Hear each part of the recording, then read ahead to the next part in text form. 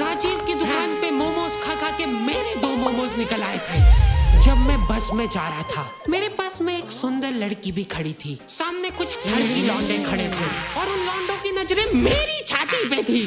Keratin होता है ना? हाँ, क्रिएटिन। हाँ, वही वो शैम्पू में भी रहता है, वो शैम्पू में भी रहता है, वो भी रहता है वो। हाउ टू मेक बॉडी, नहीं, Hulk type body at home without any workout.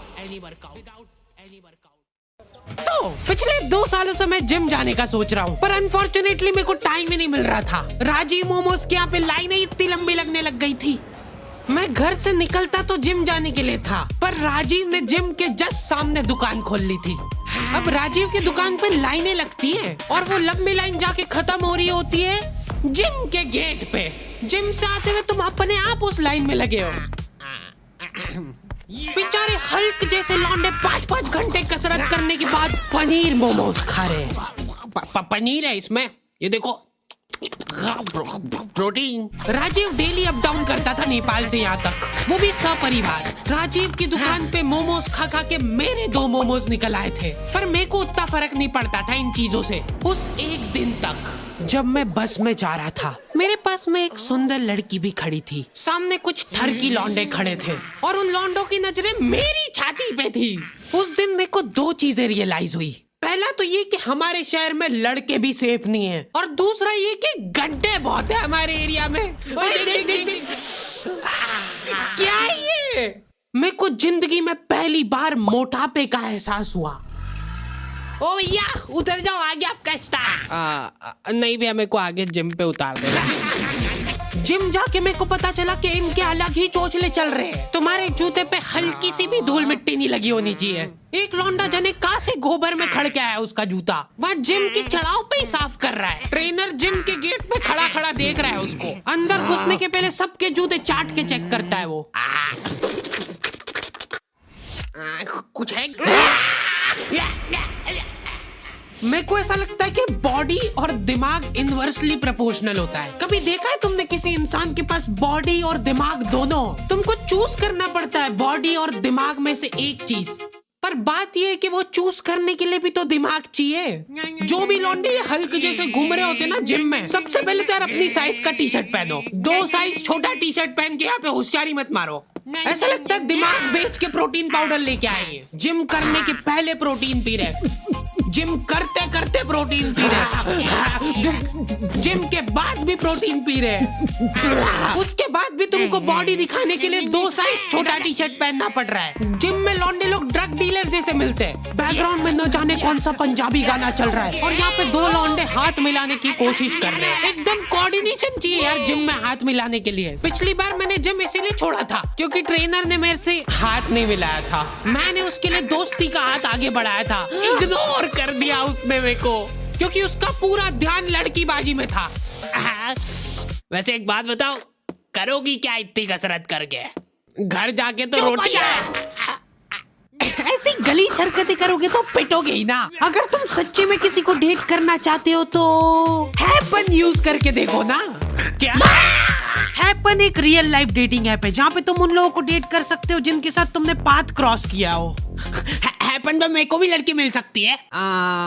देखो यार, सच बताऊं, हाँ पैसे मिले इसलिए हाँ बोलना पड़ रहा है। अगर तुम कुछ कॉमन प्लेसेस पे विजिट कर रहे हो तो हैपन खुद से तुम्हारी प्रोफाइल एक दूसरे को सजेस्ट करेगा। और अगर तुम्हारी नीयत एकदम ही साफ है या शक्ल घटिया है तो तुम हैपन पे फ्रेंड्स भी बना सकते हो। तुम जैसे गेलियों के लिए हैपन ने अपना कारोबार चालू करा है, जहाँ पे हैपन खुद तुमको लोकेशन स्पॉट सजेस्ट करेगा अगर तुम किसी को डेट पे जाने के लिए मना लेते हो। इसलिए तुमको टेंशन लेने की कोई जरूरत नहीं है, हैपन वाले सब संभाल लेंगे। इधर मैं हाथ आगे बढ़ा के खड़ा हूँ, आसपास के सारे लोग कसरत करते हुए रुक गए। मेरे ऊपर प्रेशर बन गया कि भाई अब तो हाथ मिलाना ही पड़ेगा। भैया हाथ मिला लो मेरे से। पैसे अभी दे रहे हो के खाते में लिखो। हमारा ट्रेनर खुद जिम में ड्रग बेचता था। नहीं उठ रहा ना, नहीं उठ रहा ना, नहीं उठेगा, ऐसा नहीं उठेगा। अब उठाओ। एक एक मोटा आदमी डेली 10 मिनट ट्रेडमिल चला के हाथों हाथ वजन चेक करता है, उसके बाद 5 मिनट साइकिल चलाएगा, फिर वजन चेक करेगा। वो रियल टाइम में वजन घटते हुए देखना चाहता है। अच्छा ठीक है, मैं ही था वो मोटा आदमी, और मेरे मोटापे का कारण था राजीव। क्योंकि देखा जाए तो मेरी तो कोई गलती नहीं है। अगर राजीव मोमोज बनाना ही बंद कर देगा तो मैं खाऊंगा ही नहीं, इसलिए मैंने राजीव की अफवाह उड़ाना चालू कर दी। तुम लोगों को पता है राजीव अपने मोमोज का आटा पैर से गूंथता है और तो और मोमोज का मसाला अपने बगल में डाल के मिक्स करता है सही में। पापा, ये था कौन? राजीव का बेटा। रातों रात अपने बोरिया बिस्तर बांध के वो नेपाल भाग गया। बाद में जब लोग शटर वटर तोड़ के अंदर घुसे, जल्दी आ कैमरा घुसा इधर, ध्यान से देखिए इस दुकान को, यही है उस देशद्रोही। मैं तो सिर्फ ड्रग्स ले रहा था यार। अच्छा सॉरी आप कर लो आराम से। फिर गलत दुकान में घुस गए यार। ध्यान से देखिए, यही है उस दरिंदे राजीव की दुकान। इससे साफ साबित होता है कि राजीव के बगल के बाल उसके सिर के बाल से भी लंबे थे। राजीव के जाने के बाद मैंने मोमोज छोड़ दिए थे, साथ ही में मेरे को जिम भी छोड़ना पड़ा क्योंकि फीस मांग ली थी यार उनने। ये क्या बात हुई यार, मेहनत हम लोग करे, पसीना हम बहाए और फिर फीस तुमको दे दे। दिहाड़ी ना कर लूं मैं इससे बढ़िया। उसके बाद से मेरे को जिम जाने की जरूरत ही महसूस नहीं हुई। मैंने यूट्यूब पे सब देख लिया था, हाउ टू मेक बॉडी नहीं Hulk type body at home without any workout in 2 minutes. हर रात सोने से पहले हम लोगों की जूम मीटिंग होती है जिसके अंदर हम 4 लौंडे वो वीडियो स्क्रीन शेयर करके देखते हैं। 1 2 ये गलीचपना मैंने मेरे दोस्तों से सीखा है। ये लोग एक्सेप्शंस थे, इनके पास बॉडी और दिमाग दोनों ही नहीं था। जूम मीटिंग वगैरह करके हम लोग सो जाते हैं, ठीक है। उसके बाद ये फोन लगा के पूछ रहा है, भाई मैं सप्लीमेंट वगैरह तो ले रहा हूँ पर यार मेरे को अजीब सा लग रहा है। क्या ले रहा है भाई तू? कैरेटीन होता है ना। हाँ क्रिएटिन, हाँ वही वो शैम्पू में भी रहता है वो, है ना, तो वो मैं पी रहा हूँ डेली। क्या? कहीं पे भी तुमको निहायती गलीच लोग दिख जाए ना, समझ जाना मेरे दोस्त है वो। रुक वो देख, वो राजीव के बेटे जैसा नहीं लग रहा है? राजीव कभी नेपाल गया ही नहीं था। अरे यार फिर गलत दुकान में घुस गए अपन। उसने हमारे जिम ट्रेनर के साथ हाथ मिला लिया था और ट्रेनर ने हाथ मिला भी लिया। मेरे से क्यों नहीं मिलाया था?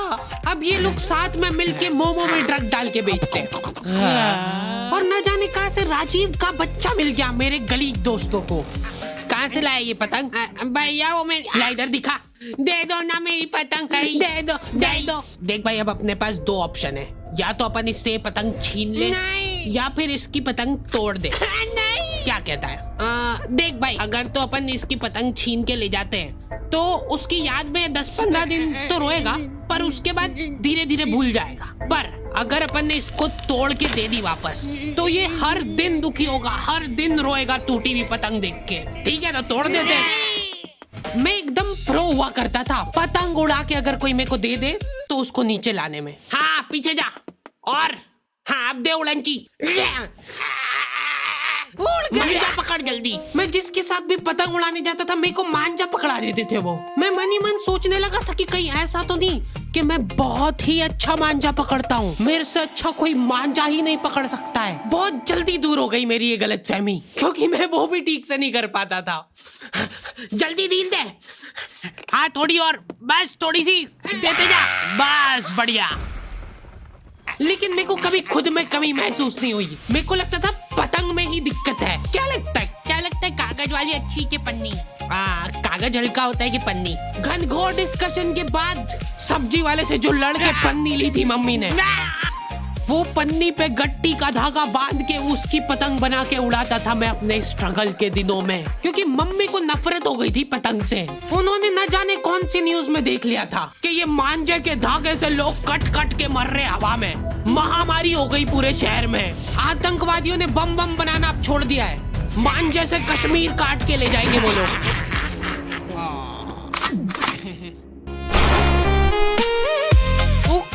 तो दी एंड हो चुका है, और अगर तुमने निठल्लों की तरह यहाँ तक वीडियो देख ली है तो अपने दोस्तों के साथ शेयर करो ना। करो, अभी तक नहीं करा ना, जल्दी से करो, फटाफट कर दो। मेरे साथ और ज्यादा बकलोली करना है तो तुम लोग इंस्टाग्राम पे भी आ सकते हो। बाकी हैपन चेकआउट करना मत भूलना, लिंक तुमको डिस्क्रिप्शन और पिन कमेंट में मिल जाएगी। अभी चेकआउट करो इसको मेरी लिंक से। इस वीडियो के बाद मेरे पास हैपन के ब्रांड मैनेजर का कॉल आना चाहिए। हार्डी भाई, हाँ बोलो, इतने ट्रैफिक से ऐप क्रैश हो गया क्या आपका? एक भी कन्वर्जन नहीं आया है तुम्हारी बच्चा ऑडियंस में से।